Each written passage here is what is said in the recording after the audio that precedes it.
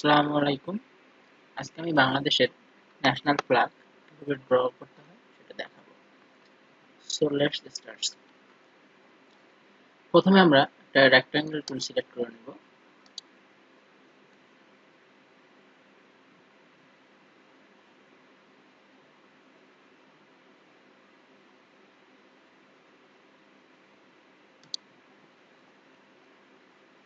তারপর আমরা একটা এর মিডল পয়েন্টে একটা সার্কেল ড্র করব।